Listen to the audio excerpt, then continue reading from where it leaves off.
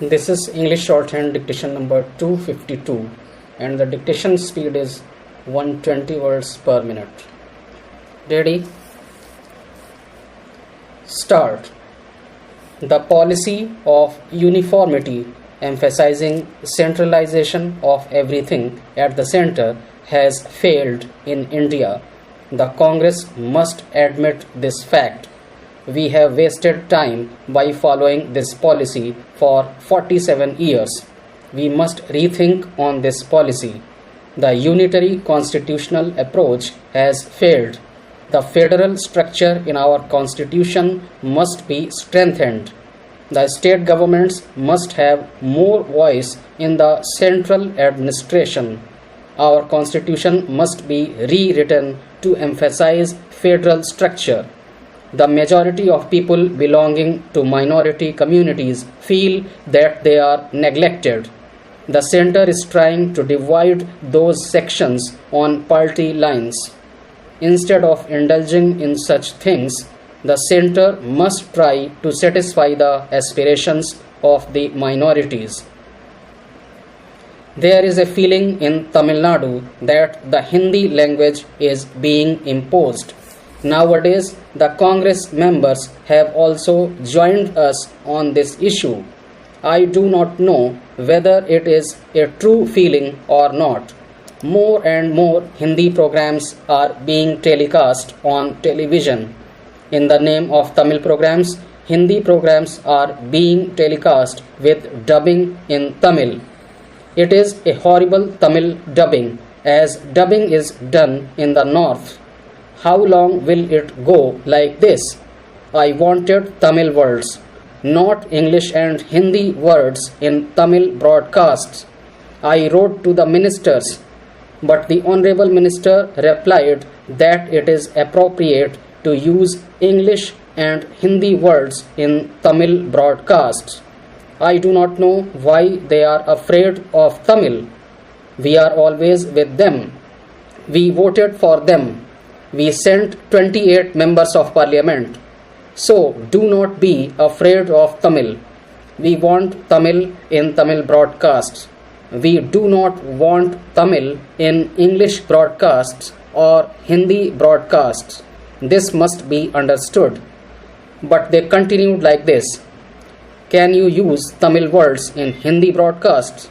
I wanted that the Tamil calendar year, month and date should be telecast in Tamil programs.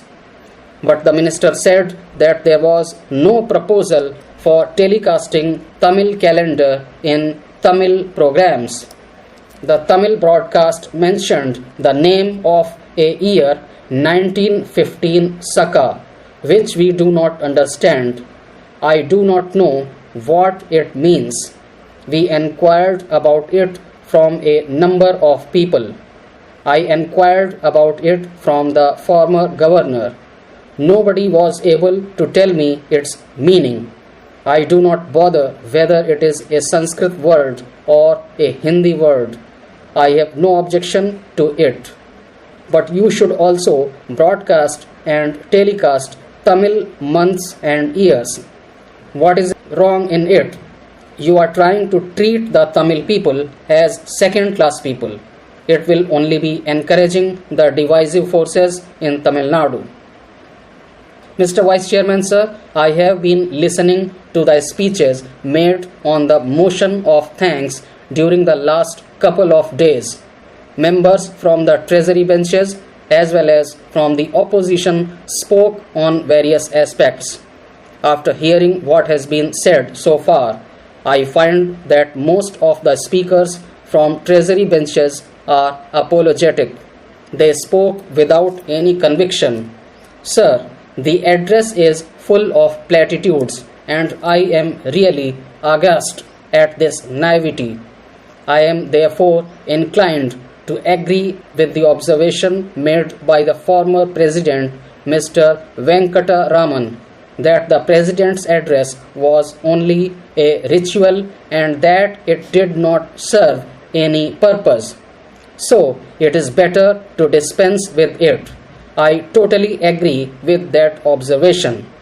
My honorable friend Mr. Balaram, raised this issue yesterday. This is wasting the time of this House, the time of Parliament. Absolutely nothing happens by this address. The address contains some reference of the standing committees. When the constitution of the standing committees for various ministries was mooted in the House, we from the opposition welcomed it because we thought that these standing committees would make the executive more accountable to Parliament. All members in both the houses of Parliament worked in the standing committees. We produced some good reports. We made some recommendations. Not even a single recommendation to my mind is being accepted by the government. The casual way in which the government has treated the recommendations of the standing committees clearly shows the carelessness of the government. On top of it, the Prime Minister himself exhorted his own party persons to politicize the standing committees.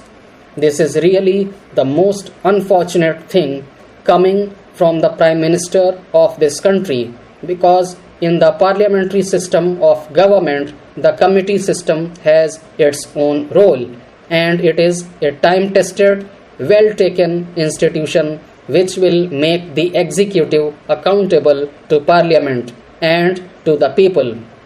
I am really sorry for this kind of an utterance coming from the Prime Minister. There are other committees, there are statutory committees, there are joint parliamentary committees on various issues.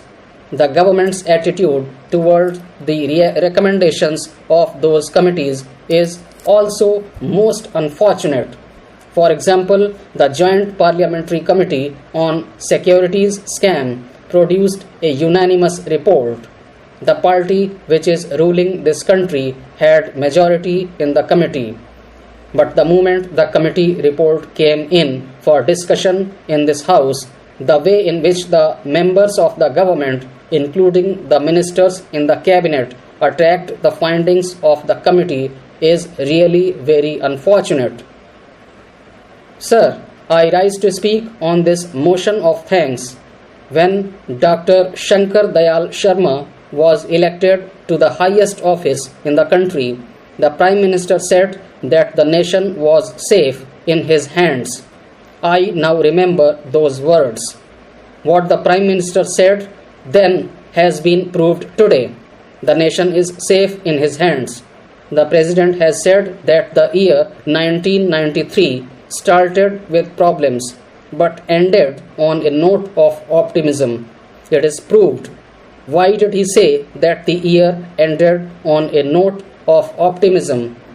It is because of the improved law and order situation, a record production of food grains, unprecedented levels of procurement, very high levels of food grains stock, containment of the rate of inflation at a single digit level, comfortable foreign exchange reserves, etc.